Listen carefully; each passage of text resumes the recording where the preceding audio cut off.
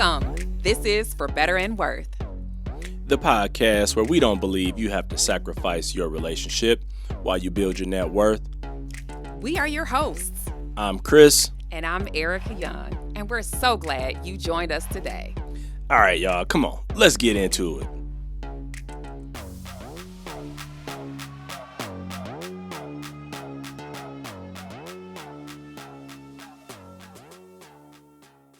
All right, folks, here we are back at it again. Yes, we're excited you have joined us today, and we have something special in store. So buckle up.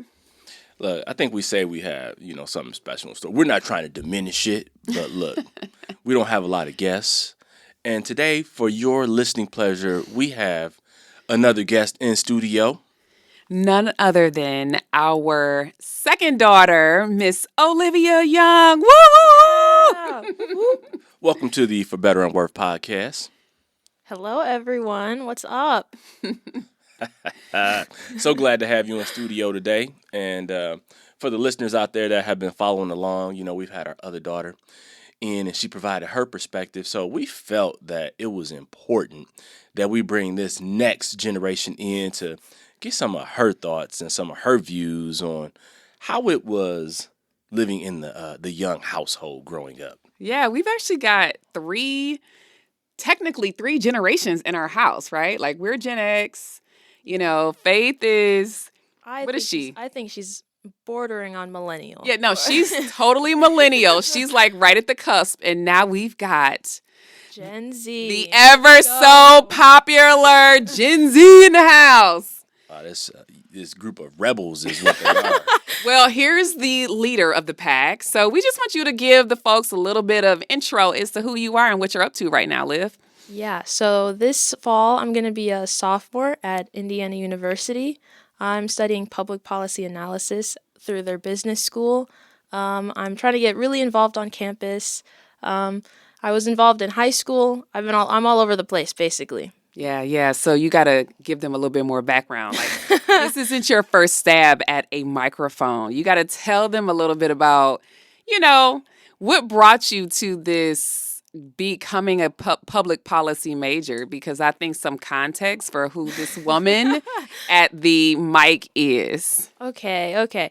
So in high school, I was on the We the People team, where we placed second at nationals in 2022. Come on. What is We the People for those who are familiar with it? If you don't know, We the People is a team-based civics competition where we simulated congressional hearings, and we basically talked about government, law, we talked about the Supreme Court, we talked about everything that had to do with the Constitution in the United States. She ate it up, too. Like, this was the mom of the group, the leader of the pack. Like, oh, my gosh. This girl is about to be killing it in some professional, All right. We'll see. All right, Mom, let's get to it. Okay, I'm proud. Let me be proud. All right, let's get to it. Continue with your intro, Olivia. Mm-hmm. At IU, I'm a part of Women in Business, where I'll be the co-director of Kelly Relations this year, which I'm really excited for. I've started working with this club that's a consulting group that works with nonprofits, and I have a new position with IU Student Government as well. Man, you are eating that up, and I think some of the things that you didn't tell people were that you were in student gov in high school. And Yeah. How many times were you president? Let's just talk about that. Oh my gosh. 3 out of 4 years. Yeah. In high school, In but high school. previous to that, you were also. Yeah, in junior high too. Right. So that moniker of president isn't something that's strange to you, considering high school you were what, student body president your senior year? Yeah. Mm-hmm. Look, if you all didn't recognize, future politician, lawmaker, legislator, lobbyist, all of that stuff, we're just speaking like proud parents because, she's going to go out there and change the game. So we're so happy to have you in studio today. Yes. So let's get into it. Like, that we talk about money. We love talking about money on this podcast. And so I just want to get a little context from you. Like, what was it like growing up in our house? Did you get a real sense of our values around money, and just tell us a little bit about that experience for you. Yeah, I think I was able to pick up on stuff very early on. Like, I remember one thing in Arizona when you guys gave Faith and I 3 boxes and you let us decorate them. And then one box was for saving, one box was for spending, and then the other was for giving or tithing. And so you would give us like money, or if we did chores, or if we earned money somehow, and you would tell us like, okay, what box do you want to put it in? How do you want to handle your own money? And so that was something that we learned very, very early on, I would say. Do you feel like that was valuable? Like, what have you taken? Because the fact that you remember that is awesome. Like, I'm really thrilled that you have. But what have you taken from that experience? Well, I realized, for me at least, I'm a big saver. So I was the kid that would always save all my money in that one little box, and then you guys would be like, Olivia, you're like stockpiling. Like, what are you saving for? And it was definitely a valuable experience because I learned how to handle my money very early on. When my friends would like, they would go out to like spend all their money on candy or something, and I'd be like, I want to buy this specific toy. Like, I was that little kid. Look, that's good though because you learn how to be focused and save for what you want and not just spend frivolously, which that's something that it takes time to develop that skill because people almost feel like the money they have sometimes is burning a hole in their pocket and they can't keep it. So I'm very glad to see that was one of the things that you learned. I will say though that you would save all your money and you would still want us to go buy you those toys. Like, you wouldn't put anything in spending because you were savage. You was like, "Mom, can I get this?" And you will always be like ready for us to pay, which is fine. Although the point was for you to both spend, save, and Yeah. give yourself. Yeah, I'm still learning how to spend money on myself. I know. Yeah. Look, and that really hasn't changed because she's still a savage. Yes, Like, Oh my gosh. absolutely. she'll have cash on hand and be like, "Hey, Dad, you got this?" I was so thankful you bought me something from Chick-fil-A the other day. Yeah, yeah. I had to thank you, because you are always like, Mom, you got this? I'm like, it's $3, sis. Like, come on. Oh my gosh. So we talk about money and relationships, and we're gonna stick more on the money side of it right now. But what is another thing that you feel was a foundational thing that you picked up in living in our house and hearing, my myriad of lectures and Yeah. Well, again, growing up, I would always go with you guys to financial peace.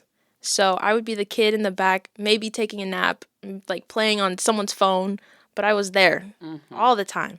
And so I would always remember when you guys would talk about the debt snowball or how not to get in debt, or you would tell your own story about dealing with getting over your student loans and your debts. So that was something that I like. It was definitely ingrained in me. I was like, don't go into debt. Don't go into debt. Anything like that was the bottom line. Just don't go into debt. Do whatever you can. And I would say the one thing that I remember about you being 3 or 4, you just wanted to clarify. You said after one of those meetings, you were like, Mom, so use debit, correct? Not debt. And I was like, she got it.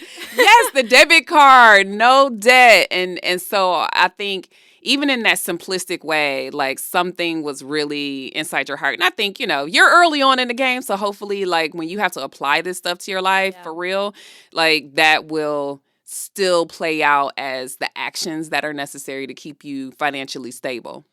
So I think there's a very strong point that we could talk about that will help a lot of people who are listening out there who have kids that are similar age situations as you, because you are going into your sophomore year of college, but before you got to your sophomore year, you had to go through that freshman. And before that, you had to make a decision about college. And when you talk about Gen Z and millennials and a lot of people who encounter debt right now, big portions of their debt is student loan debt. And so let's talk a little bit about the college decision-making process. Yeah. It wasn't easy. I mean, we all know that the college decision wasn't an easy choice. But money was definitely a big factor because I applied to how many schools? I think it was like 7 schools. And one of my top schools. Am I allowed to name drop? Feel free. Feel free. Let the listeners know the truth. Well, my mom's alma mater, University of Michigan, they have a great business school, and growing up we were huge fans. It was my number one choice literally all my life. So it's like I'm going to apply, I'm going to get in, I'm going to go, and we have family in Michigan, they can visit me. Like I had the whole plan set out. And so we visited, and I was like, I love it here. We were drinking the Kool-Aid. We were. And I was like, I'm determined. I'm not going to stay in Indiana. I can do this. And then we had there was a financial aid session we had with one of the advisors. And she was talking to us about how much financial aid I would get if I were to get any. And she basically said we would get none because they had little to no merit scholarships, and receiving financial aid was really difficult. Now, for everyone out there, they have to know that not only did you get into the school, but you got into the business school, which both are very difficult Direct admit. to accomplish. And you were a direct admit. And so then there were some tough choices that had to be made because they said, and you deserve the merit. So I got to put the stats out there, for people, because you had very high ACT, SAT scores. You had a very high, GPA, 4.4 something. So you had the merit. But once we visited IU and they were talking to us one-on-one, they're like, what do you need for you to come here? And then we're like, it really is the money, because I had received, my full tuition scholarship through the same program that Faith went through. So when they asked, they were like, what do we need to give you? And so we told them, and then they went through with it. And we're like, oh, okay. Oh, okay. They were the one school that really, truly rolled out the red carpet. And there's something about knowing that you're wanted and needed and that you can really make a difference in a place that made that situation a little different, right? Like you got money from all these other schools, but it's different when they're like saying, what do you need? So, because we want you here. That was powerful to me. Yeah. The dream changed really quick with that, because then I was like, oh, I realized these people want me here, and it is nice to be wanted. So then I was like, okay. It got me thinking really fast. I think that's a very good point that you bring up because, Mom and I, we had saved money, and we still have money saved for college that we could have paid for you to go to Michigan. But once we started to do the numbers, it just didn't make sense. Well, we didn't have Michigan money saved. Let's be clear, because the True. The truth of the matter is Michigan money was basically private school education. It was $70,000 a year. Like we had that kind of money saved, but I mean, we could have just bought you a house, or we could have sent you to Michigan. I was like, well, this doesn't make any real sense. Either a mortgage or a college degree. I don't know. Yeah, and I think that's the trouble with the whole idea of school choice is, it's the thing that is ingrained or just flowing in your blood, you know what I mean? That's that desire, that pull, and then also knowing that there could be something where you don't have to pay at all. Yeah, my senior year, I had a teacher it was my Spanish class. So we were talking about this. She brought up, would you rather go to your dream school or go somewhere where you could afford, basically? And she basically told us the story of how she didn't care how many loans she took out in her own name, but she was sending her kids to whatever their dream schools were.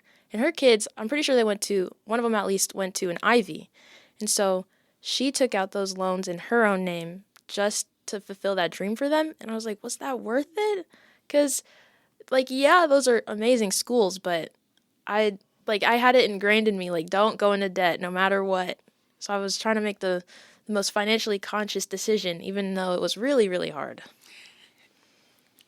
And I would even add that both Michigan and Indiana University were in the top 10 business schools in the nation. So when we're comparing apples to apples, there wasn't a huge difference in that business school. We're not talking about a downgrade, basically. No, not at all. You're talking about top 10 business schools because people come from all over the country to go to IU's business school just like they do to Michigan. But I just want to applaud you because, like you just said, you said two things that stood out to me.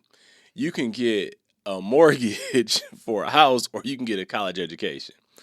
And I think it's crazy in 2023 that college expense, and we got to specify out-of-state tuition, is the cost of a mortgage. Mm-hmm. That just blew my mind when you said it. I knew it in theory, but when I heard you say it, I was like, wow, a mortgage or a college education? And it's crazy that some people would be put into that position. But then the second thing is that as an 18-year-old, you had the thought and the awareness to be like, wait a minute, don't go in debt. Is it really worth it? And then start to peel back the layers to it to make a decision that we wanted to empower you to make and then know what was right for you. And I would also say, I just want you to speak to the difficulty level at IU that you experienced first year, because I think sometimes we think that if it's not this school, then this school is going to be an easy cakewalk. So share a little bit about your first year experience in terms of academics. Yeah, I honestly underestimated IU a little bit because, living in Indiana, I was like, oh, Purdue's for the smart people, IU's for the partiers, but like that school is hard, okay? Although they got some parties down there. Now let's be clear. But when that first semester, there were a couple classes I was taking and they were kicking my butt. And I was like, okay. And I wanted to get into this honors program. So second semester, I was like, I'm kicking it into gear. I'm getting it together. We're grinding. It was a lot harder than I expected. Look, you said put some respect on my name. Right. And I think you did. I think you put some respect on that name. So, hey, you know what? I have to ask, do you have any regrets about your decision? I don't. I enjoy it down there. Bloomington is beautiful. I've made lots of great friends. It's stimulating my brain, it's making me work hard and it's giving me great experiences. Yeah. And I would add, Michigan doesn't have the program that you're actually going to be getting your degree in. That's true. I would have had to double major, which is wild because Ross itself is an incredibly hard school. And then having another major outside of Ross is crazy. Mm-hmm. Look, I think this is something that all parents need to be aware of and think about as their kids are going through this college selection process. There's not just one path. And I think if you get, locked into one way, one school, one option, you can become, have this dream and, be driven by that and then end up with mortgage size, college loan debt and an experience that really isn't that much different from an alternative. So that's something to be aware of. But let's get back on track and talk about some of the philosophies that you've adopted, that you've learned by living with us. We've heard you talk a little bit about some of them, not going into debt. But what would you say are some philosophies that you've learned from us about debt and how you move through life that are things that you're standing on now? Well, I know I'm going to be moving into my first apartment in the fall. And so I've talked to my parents about this already, but I'm going to have to learn how to budget. Yay! Which is one of our favorite words in this house. And I talk to my friends about this all the time because, college kids, we're not really thinking about the money that we're spending or what we're doing. We're just kind of spending it when we need to. But I'm going to be living in an apartment off campus. So I have to figure out the expenses I have to pay, my rent, utilities, groceries. I have to figure all of that out, which, people my age just don't think about.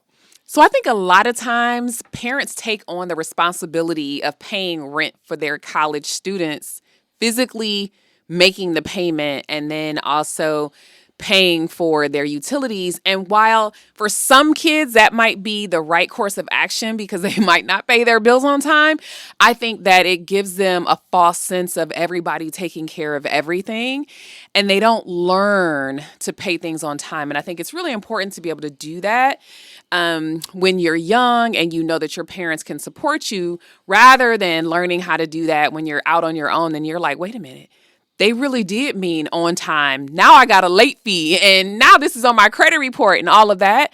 And so I think it's important that parents, see that that's a valuable lesson to help their kids through at this phase in the game. So I'm excited for you. I know you might not be super excited, but I think that's great. But yeah, like, you guys let us take on financial responsibility, like, pretty often or whenever you could, which I think was an important lesson or an important philosophy for us to learn, because then that taught us independence and how to take care of things on our own. And obviously you told us to ask you questions if we had any. So I think letting us have that financial responsibility is definitely going to set me and Faith up when, she's on her own now and when I start doing things on my own now. So what do you think are some important things that you as a young person or other young people really need to know and embrace? We talked about debt and budgeting and how you're going to manage some of your own expenses and paying your rent. But outside of those things, what are some other things that you think are important that either you have adopted or you think you still need to work on adopting or other young people need to adopt? Mm-hmm. I think an important thing would be that hard work pays off, because I'll admit I put in a lot of work. I saved a lot throughout the years, and it's important to see that work that you put in pay off. You know what's funny? I think you have more money today in your accounts than we did when we were 30 years old. Okay? So you are not lying when you talk about, saving and that hard work. Look, can I hold a little something? I don't know. Can you let me hold look, a couple thousand or something, We can talk about it after this. So I want to double back a little bit, because there was another experience that both you and your sister had, when you were saving money. You were working hard, your first job and your first financial goal, if you will. Tell the people about that. Yes. So the deal was this. However much money we managed to save, you guys would double it to pay for our first car. And so I was determined. I was going to get a better car than my sister had. That was the goal. Little sibling competition there. She had her cute little 2006 Toyota Corolla with the roll-down windows, and that's not what I wanted, okay? So I got a job pretty much as soon as I could, my sophomore year of high school, right before the pandemic hit. And I had already been saving up for years before that, and I got my car. Was it the same year? It was 2020? Yeah. Mm-hmm. So that's when I got my first car, which the windows are motorized. You do have Bluetooth. I have Bluetooth. So that your air conditioning is spotty, but hey. It's a hit or miss, but it was better than the Corolla. And she's still kicking. But that was the other experience where I had to, figure out how many hours I wanted to work while also, focusing on school and saving up that money for whatever car I really wanted. And I did still have to pay you guys back. Well, you paid us back, but I will say this, I think there's value in putting work into it, because if we just bought it and gave it to you, I just don't believe that you would value it the same. Mm-hmm. And so the fact that you worked and you saved and you were able to pay, you paid almost your half, but we covered it. Then you did pay us back up to half, because that was our commitment, is that we wanted you to work and be invested in it, because then you take ownership of it. And even when I tried to, take your car and sell it off, you were like, no. I was like, whoa, slow down, man. No, this is my ride. Yeah, like, being able to pay for half of it, at the time I was like, wow, that's a lot of money. That's a lot of time that I'm going to have to save and, like, figure out if I want to spend my money on something else or if I want to put it into my savings. And do I really want to save up for this expensive car or, like, downgrade for something else?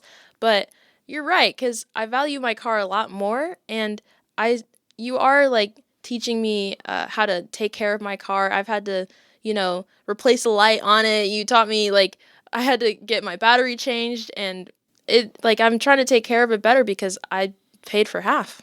And listen, parents, we were very reasonable in the levels that we set as far as what we would let her spend. So it wasn't like, oh, we're going to get a $20,000 car just because. No. I don't think that's what you need to do first car out, because kids don't know how to drive. They're hitting things, and you need to have a car that, has some bumpers on it.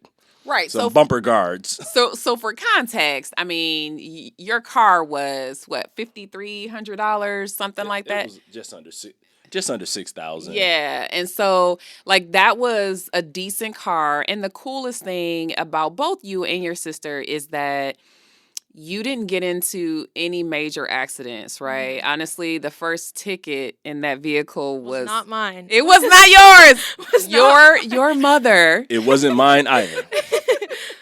I was driving the car and got a ticket in it. But anyway, you've been pretty responsible. And I will have to say that part of that responsibility comes from knowing that there was ownership and a stake in that vehicle. So I'm really glad to see that you're taking that seriously. So let's talk about your current financial goals.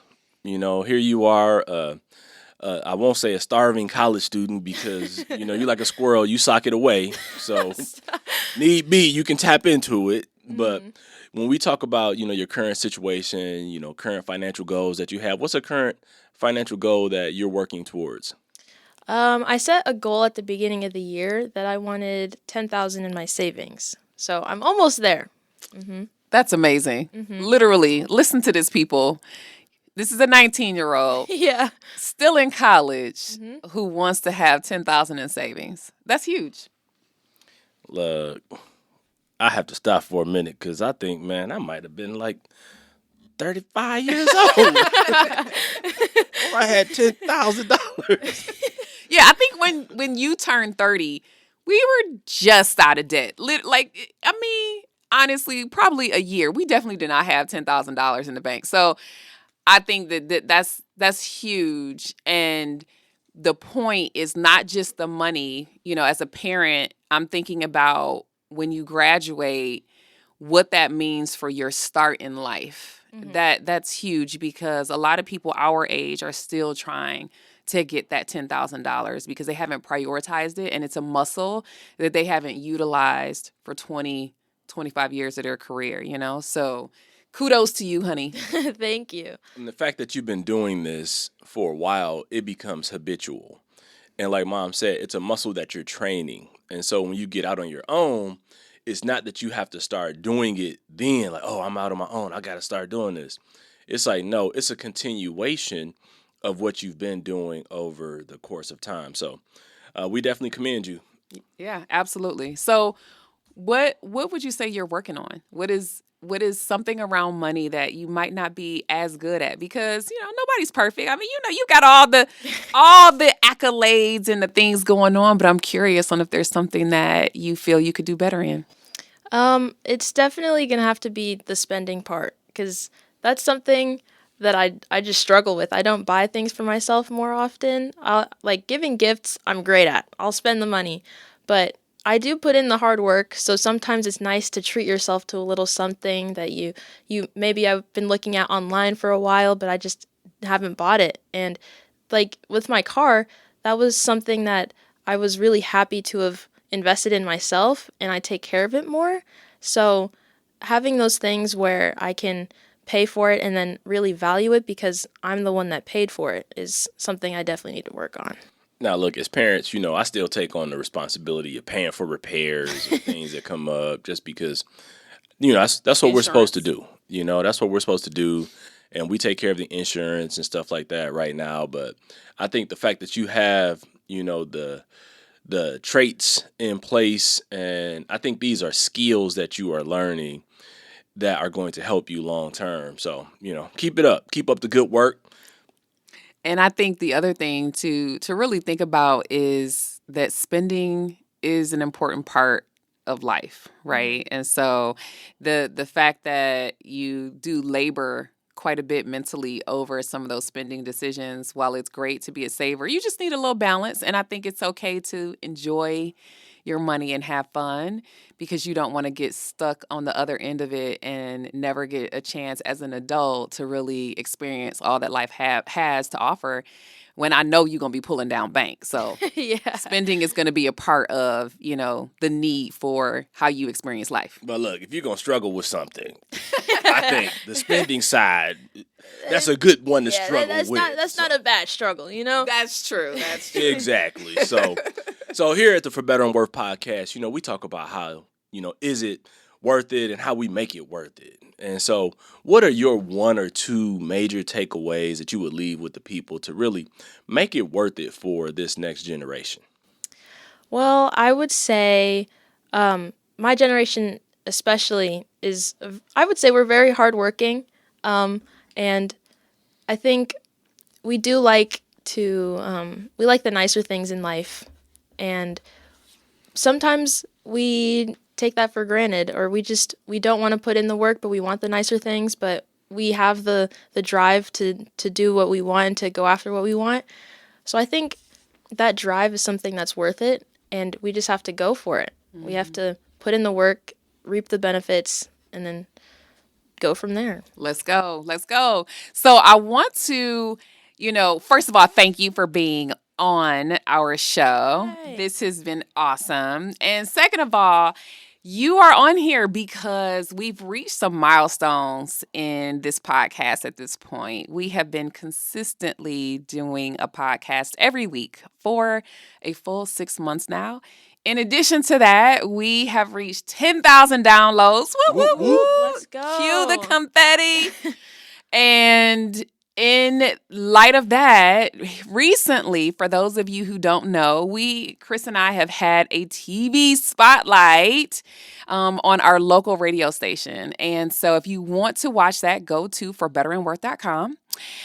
You can also check us out on our Instagram, For Better and Worth, and you'll be able to see a link to that spotlight. But we just want to share a little bit of that because we're just celebrating our consistency and ability to reach people on a routine basis. Woohoo! Let's go. Big time. Just trying to do big things over here. And so, look, we thank you for joining us today, Olivia. It has been wonderful having you in studio. And to those out there, keep pressing play. And until next time, we're out. Thank you for spending some of your time with us today. We appreciate all your support, so be sure to subscribe, rate, and review us wherever you listen to this podcast. You can find us on Instagram at For Better and Worth. And sign up for our email on forbetterandworth.com. Till next time, we're out of here.